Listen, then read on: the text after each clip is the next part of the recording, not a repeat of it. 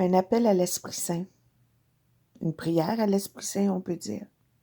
Esprit Saint, j'ai besoin de ton aide invisible, de toute ta lumière pour comprendre. Toi, l'auteur principal, caché, mais efficace de ce qui est. Tu es seul à pouvoir m'en faire découvrir la valeur du mystère, de la vérité. Par ton inspiration, tu as donné un sens plus élevé. Tu as fait exprimer par la parole humaine une intention divine. C'est ce sens supérieur, cette intention profonde que je voudrais saisir en te priant d'agir sur mon intelligence pour me guider. Je désire rester en contact avec toi, en union de pensée, pour pouvoir explorer les merveilles secrètes. Amen. Ça, c'est une prière que j'avais trouvée dans un petit livre de prière d'il y a longtemps, quand j'étais plus jeune.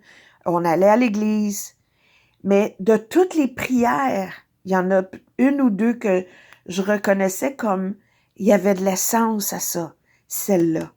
Celle-là m'a toujours fait comprendre ce qu'était l'esprit. Puis en étudiant un cours en miracle, je le comprends. C'est une partie de notre conscience qui est constamment branchée. C'est le pont entre notre ego et Dieu, la conscience divine.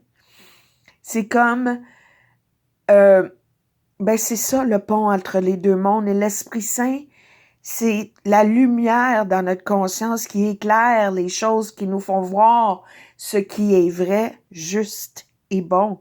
Tu regardes les paroles, j'ai besoin de ton aide invisible, de ta lumière, de toute ta lumière, pour comprendre. Et j'aime cette phrase-là qu'on a eu, il a été donné à l'humain une intention divine par la parole.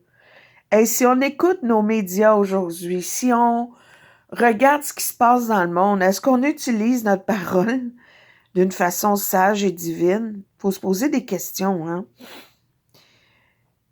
Vraiment.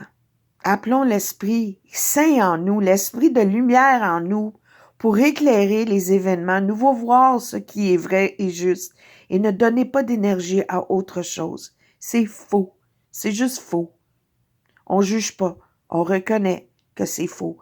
C'est le tri entre les illusions et la vérité.